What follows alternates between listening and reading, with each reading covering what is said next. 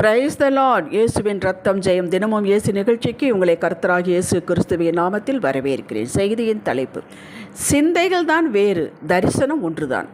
ஆதார வசனம் ஆபகுக்கு 2ஆம் அதிகாரம் 3வது வசனம். குறித்த காலத்திற்கு தரிசனம் இன்னும் வைக்கப்பட்டிருக்கிறது. முடிவிலே அது விளங்கும், அது பொய் சொல்லாது. தேவ தரிசனம் பெற்றவர்கள், கர்த்தர் உங்களுக்கும் எனக்கும் கொடுத்த வாக்கு, கொடுத்த தரிசனம், சொப்பனத்தில் பேசினது, உணர்த்தினது, இவைகளை உறுதிப்படுத்தி காட்டினது, புல்பட்டிலிருந்து பேசின வார்த்தைகள், நமக்காக வந்த வார்த்தைகள் எல்லாம் வைக்கப்பட்டிருக்கிறது என்கிறார். அடுத்து குறித்த காலத்துக்கு இன்னும் வைக்கப்பட்டிருக்கிறது என்கிறார். எங்கே வைக்கப்பட்டிருக்கிறது? அது என்ன குறித்த காலம்? அண்ட சராசரம் தேவனுடைய சிந்தையில் இருந்தது. தன் சிந்தையில் வரைபடமாக வைத்திருந்தார். அவர் தன் சிந்தையின் மூலமாக அதை பார்த்தார். ஆதியாகமம் 1 அதிகாரத்தில் தன் சிந்தையில் இருந்ததை தன் வாயின் வார்த்தையால் கட்டளையிட்டார். ஜலத்தில் அசைவாடி கொண்டிருந்த ஆவியானவர் அதை செய்து முடித்தார். சிந்தையில் இருந்த வெளிச்சத்தை தேவன் தன் வாயினால் வெளிச்சம் உண்டாக கடவுது என்றார். ஆவியானவர் அதை செய்து முடித்தார். தேவன் அதை நல்லது என்று கண்டார். அப்படியே தான் ஒன்றாக உண்டாக்கி நல்லது நல்லது நல்லது என்று கண்டார். தேவ சிந்தையிலிருந்த காணாத ஒன்றை யாவரும் காண்கிற வண்ணமாக கொண்டு வந்தார். நம்மையும் அப்படித்தான். நாம் அவருடைய சிந்தையிலிருந்து தோன்றினவர்கள். ஆதாம் ஏவாள் இப்படித்தான் வந்தார்கள். பின் மனுக்குலம் இவர்கள் மூலமாக பெருகியது. ஆதாம் ஏவாள் பாவம் செய்து தங்களிடமிருந்த தேவ மகிமையை இழந்தார்கள். என்ன மகிமையை கொடுத்திருந்தார்? ஆளுகை செய்யும் மகிமையை கொடுத்திருந்தார். தேவனோடு பேசக்கூடிய மகிமையை கொடுத்திருந்தார். இழந்தார்கள். அதை மீட்டெடுக்க மறுபடியும் மகிமையை கொடுத்து மறுபடியும் ஆவியில் பிறக்க வைக்க தம் சிந்தையில் ஒரு திட்டத்தை தீட்டினார். ஆதியாகமம் 3:15. இது காலம் நிறைவேறின போது கலாத்தியர் 4:5 தம்முடைய ஒரே பேரான குமாரனை ஜீவ பலியாக ஒப்பு கொடுக்க பூமிக்கு அனுப்பி வைத்து நிறைவேற்றி முடித்தார். தன் சிந்தையில் இருந்ததை யாவரும் கண்கள் காண நிறைவேற்றி முடித்தார். இது என்ன காலம் நிறைவேறின போது என்று இருப்பது என்று நாம் கேட்டாலாம். இதற்கு தேவன் ஒரு காலத்தை நிர்ணயித்து வைத்தார். அது அவருக்கு மட்டும்தான் தெரியும். அதுவரை அந்த காரியம், மீட்பின் காரியம் அவருடைய சிந்தையில் தான் இருந்தது. நம்முடைய ஒவ்வொருவருடைய வாழ்விற்கும் உயர்ந்த சிறந்த திட்டங்களை உருவாக்கியுள்ளார். அவர் நல்லவருங்க, அவர் வல்லவர், அவர் சர்வ வல்லமையுள்ள தேவன். அவருக்கு தீங்கு செய்ய தெரியாது, தீமை செய்ய மாட்டார், தீங்கை காணாத சுத்த கண்ணன். அவருக்கு சிறந்த திட்டங்களைத்தான் நம்மளை உருவாக்கி வைத்து அவர் உருவாக்கினால் அது பெஸ்ட். நான் முதலில் கண்டது போலவே இவைகள் தேவனுடைய சிந்தையில் இருக்கின்றன. ஒவ்வொரு காரியத்திற்கும் ஒவ்வொரு காலம் உண்டு. பிரசங்கி 3வது அதிகாரத்தை பொறுமையாக வாசியுங்கள். என்ன காரியங்கள் என்பதும் அது வேண்டிய காலமும் அவருடைய சிந்தையில் வரைபடங்களாக வைத்திருக்கிறார். இந்த காலம் வருவதற்குள் நம்மை உருவாக்குகிறார். நமக்கு கொடுத்த வாக்கு, நமக்கு கொடுத்த தரிசனம், நமக்கு கொடுத்த அபிஷேகம், இவற்றை யாவரும் காணும் வகையில் கொண்டு வருவதற்கு நம்மை உருவாக்குகிறார். இந்த ப்ராசஸில் தான் சிக்ஷை, சோதனைகள் வருகின்றன. இவைகள் நம்மை அழிப்பதற்கல்ல, உருவாக்கி சீராக்கி ஸ்திரப்படுத்தி பலப்படுத்தி வாக்கை நிறைவேற்றுவதற்கு இவைகள் ஆயத்த செயல்கள். அஸ்திவாரமிடுதல் அவசியமானது.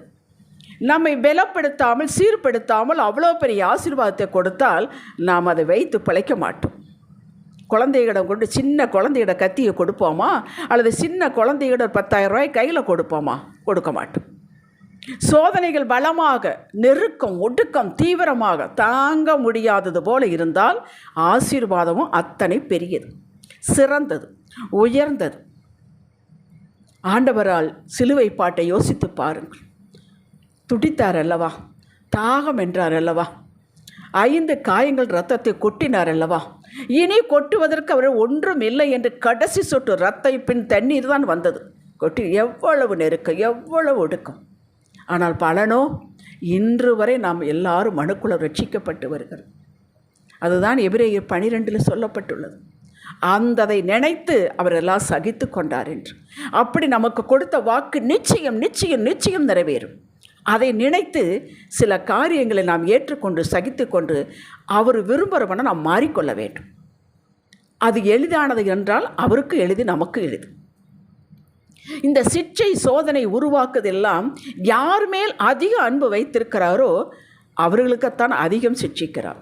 தன் சொந்த மக்களைத்தானே சிட்சிப்பார் என்று வேதம் கேட்கிறது.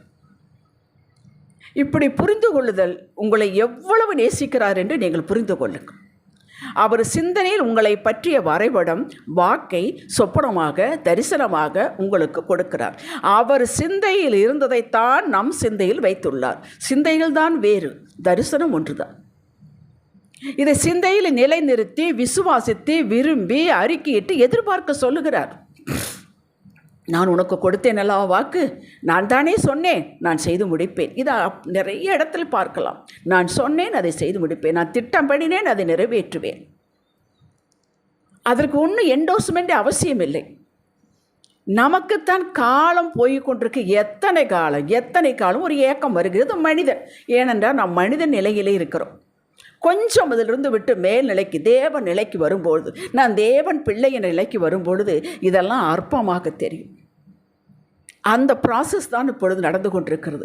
கீழே இருந்து நம்மளை கொஞ்சமாக மேலே உயர்த்துகிறார். ஆனால் அவர் நியமித்த காலத்தை அவர் நம்மிடம் சொல்லுவது இல்லை. காலமும் எப்படி நிறைவேற்றப் போகிறார் அந்த முறைமையும் அவர்தான் வைத்து கொண்டிருக்கிறார். அது யாரிடம் அவர் சொல்வதில்லை.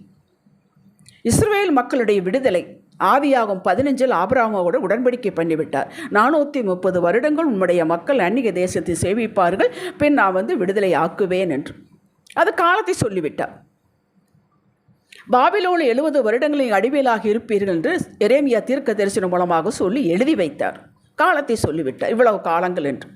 அப்போஸ்தலர் 1ஆம் அதிகாரம் 5வது வசனத்தில் இயேசு பரமேறும் பொழுது நீங்கள் காத்திருங்கள், எருசலேம் நான் சொன்ன இடத்தில் காத்திருங்கள், பலனடைவீர்கள் என்று சொன்னார். எவ்வளவு காலம் என்று சொல்லவில்லை. காத்திருங்கள் என்று சொன்னார். அவர்கள் காத்திருந்தார், சந்தோஷமாக காத்திருந்தார்கள், ஜெபித்து கொண்டிருந்தார்கள், காலையும் மாலையும் ஜெபித்து கொண்டிருந்தார்கள். தாவீது அபிஷேகம் பெற்றான், ராஜ அபிஷேகம். நீ இத்தனாவது வருஷலப்பா நீ ராஜாவா சொல்லவில்லையே. யோசேப்புக்கு தரிசனம் கொடுத்தா, இது எல்லாம் இத்தனாவது வருஷம் நிறைவேறு சொல்லவில்லையே. 2ஆம் வருகை நிச்சயம் உண்டு. ஆனால் யாருக்காவது தெரியுமா? எல்லோரும் இன்னதும் அவர்கள் அவருடைய இஷ்டப்படி சொல்கிறார்கள். அந்த நேரமும் நாளையும் அவர்தான் அறிவார், வேறு யாரும் அறியார்கள். ஆனால் நாம் ஆயத்தமாக இருக்க வேண்டும். அது அறியாததுனாலே, எப்போ வருவார் என்று தெரியாதனாலே நீங்கள் ஆயத்தமாக இருங்கள் என்று தான் நமக்கு வேதத்தில் நம்மளை உற்சாகப்படுத்துகிறார். அந்தந்த காலம் வந்தவுடன் டான் என்று நிறைவேற்றி முடிப்பார். யாருடைய காத்திருப்பும் யாருடைய உதவி அவருக்கு தேவையில்லை, எவரும் தடுக்க முடியாது. மத்தேயு 25ஆம் அதிகாரத்தில் ஒரு உவமையை 10 கன்னிகளை பற்றி நீங்கள் வாசித்திருப்பீர்கள். 5 பேர் புத்தியுள்ளவர்கள், 5 பேர் புத்தி இல்லாதவர்கள் மணவாளனை வரவேற்பதற்காக போகிறார்கள். 10 பேர் தீவெட்டிகள் இருந்தால் எரிந்து கொண்டிருக்கிறது, 10 பேர் தான் போகிறார்கள். 10 பேருக்கு தான் தூக்க மயக்கம் வருது, 10 பேர் தான் தூக்கி விடுகிறார்கள். ஆனால் புத்தியுள்ள கன்னிகைகள் தங்களோடு எண்ணெயை கொண்டு போயிருந்தார்கள். ஏன்னா எப்போ வருவார் என்று நமக்கு தெரியாது என்று. இந்த புத்தி இல்லாதவர்கள் எண்ணெயை கொண்டு போகவில்லை, ஆயத்தமாகவில்லை என்பது அர்த்தம். இதோ மணவாளன் வருகிறான் சத்தம் கேட்டவுடன் ஆயத்தமாக இருந்தவர்கள் உள்ளே நுழைந்தார்கள், கதவு சாத்தப்பட்டு விட்டது, வாக்கு நிறைவேறிற்று. அப்படி நாம் ஆயத்தமாக இருக்க வேண்டும். இந்த ஆயத்த வேலையில் தான் தினம் தினம் நடந்து கொண்டிருக்கிறது. அப்படி 2ஆம் வருகைக்கு நாம் ஆயத்தமாக இருக்க வேண்டும். இந்த உலகத்தை லேசாக பிடிக்க வேண்டும். இந்த வீடு, கார் இதெல்லாம் யார் எடுத்துகிட்டு யோசித்து கொண்டு போக முடியுமா? அவர் இன்றைக்கு இரவு வருவார் என்றால் எதை நாம் எடுத்து போக முடியும்? அதற்காக இதையெல்லாம் தேவையில்லை என்று நான் சொல்லவில்லை. லெகுவாக பிடியுங்கள், லேசாக பிடியுங்கள், அவரை இறுக பிடியுங்கள். எது உண்மையோ எது நிஜமோ அதை இறுக பிடியுங்கள். எப்படி இவர்களுக்கு எல்லாம் முடிவிலே விளங்கினதோ, யாருக்கு? தாவீதுக்கு, யோசேப்புக்கு, எல்லாருக்கும் விளங்கினதல்லவா, நடந்து ஏறியதல்லவா, நிறைவேறி முடித்ததல்லவா? அப்படியே உங்களுக்கு எனக்கும் நடக்கும். எப்போ தேவையோ அதன் காலத்தில் நேர்த்தியாக செய்து முடிப்பார். பிரசங்கி 3:11. இது நமக்கு எல்லளவும் சந்தேகம் இருக்கக்கூடாது. தேவ வார்த்தை பொய் சொல்வதில்லை. 1 சாமுவேல் 15:29 பார்க்கலாம். இஸ்ரவேலின் ஜெயவளமானவர் பொய் சொல்லுகிறதில்லை, தாம் சொன்னதை பற்றி மனஸ்தாபப்படுகிறதும் இல்லை. மனமாற அவர் மனுஷன் அல்ல. நீங்களும் நானும் பெற்ற வாக்கு, தரிசனம், சொப்பனம் இதன் மீது தியானம் வைத்து நிறைவேற்றி போகிறதற்காக ஸ்தோத்திரம் ஆண்டவரே என்று தினமும் அறிக்கையிட வேண்டும். எப்படிங்க அறிக்கையிடுறது? ஏகப்பட்ட பிரச்சனை, புடுங்கல்கள் எதிர்மறையாக போய்கொண்டிருக்கு. ஆம், உங்களுக்கு மட்டுமா? எல்லாருக்கும் தான். இதில் நீங்கள் எப்படி நடந்து கொள்கிறீர்கள்? இந்த சமயத்தில் எப்படி அந்த வாக்கை நீங்கள் பார்க்கிறீர்கள்? இந்த சமயத்தில் அவர் எப்படி நோக்குகிறீர்கள் என்பதுதான் முக்கியம். அதைத்தான் பார்க்க விரும்புகிறார். என் தகப்பன் பொய் சொல்ல மாட்டார். என் தகப்பன் என்னை ஏந்தி கொள்வார், தூக்கி கொள்வார், சுமந்து கொள்வார். நாம் நடந்து வந்த பாதைகளை பார்க்கலாம், அவர் தூக்கி சுமந்ததான அதிகமான நேரம். முடியாமல் இருக்கும்போது நம்மளை தூக்கி சுமந்தார், தாங்கினார், இன்னும் தாங்குவார், கடைசி வரை தாங்குவார், மரண பரியந்தம் வரை தாங்குவார். இது ஆயத்தம், எதிர்பார்க்க வேண்டும். இப்படி எதிர்பார்த்து கொண்டிருக்கும் போது சம்மந்தமே இல்லாத கஷ்டங்கள், இடர்கள் வாழ்க்கையில் எதிரடையாக வந்தால் சோர்ந்து போகக்கூடாது. சோர்ந்து போனால் நம் பலன் குறுகி போய்விடும். நீதிமொழி 24:10.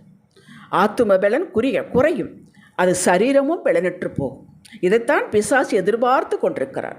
எப்படா மயங்கி விழுவான் அப்படியே போட்டு அமுக்கி விடலாம் என்று. இதை அறிந்தவர்களாய் நமக்கு நோக்கம், பார்வை எல்லாம் கர்த்தர் மேலேயே இருக்க வேண்டும்.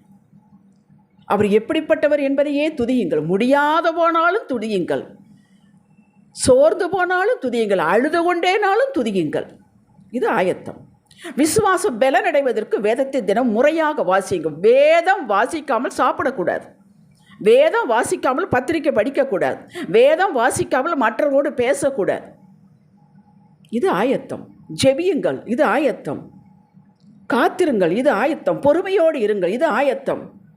கொடுப்பேன், செய்வேன், நடக்கும், கிடைக்கும் என்று சொன்னதை அப்படியே பசுமையாக அவரது சிந்தையில் வைக்கப்பட்டிருக்கிறது. அதே தான் உங்கள் சிந்தையில் வைக்கப்பட்டிருக்கிறது.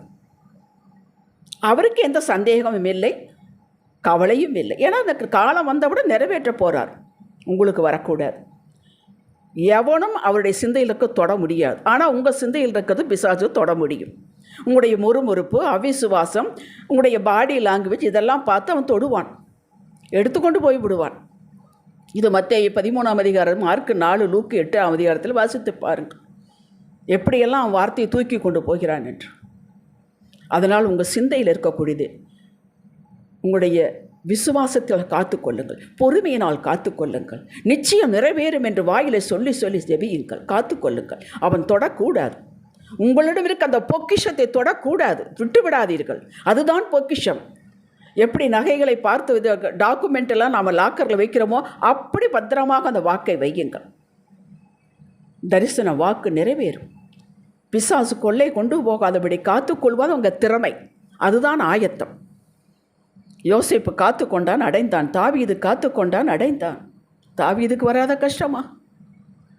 யோபுக்கு வராத கஷ்டமா நமக்கு வந்து விட்டது? ஆபிரகாம் காத்து கொண்டான், அடைந்தார்கள். முறுமுறுக்காமல் விசுவாசத்தோடு தினப்படி வேலையில் அவருக்காக செய்து கொண்டு அந்த நேரத்துக்காக காத்திருங்க. இவர்கள் யாவரும் அடைந்து வெற்றி பெற்றது போல நீங்களும் அடைவீர்கள், அது நிச்சயம். ஜெபிக்கலாம். தகப்பனே, உங்கள் சிந்தையில் எப்படி என்னுடைய எதிர்காலம் திட்டம் பாதுகாப்பாக இருக்கிறதோ அப்படியே எங்களுக்குள் நீர் வைத்ததை நாங்கள் காத்துக்கொள்வோம், ஆயத்தமாக இருப்போம், பெற்றுக்கொள்வோம். அறிக்கை செய்கிறோம் இயேசுவின் நாமத்தில் பிதாவே. இன்றைய சிந்தனைக்கு அடியானை என்ன செய்ய சொல்கிறாரோ இன்று அதன் மீதே கவனமாயிருப்பேன். எதுவும் என்னை மார்க்கம் தவறி போக விடாமல் காத்து ஆயத்தமாயிருப்பேன். ஆமேன். ஹல்லேலூயா.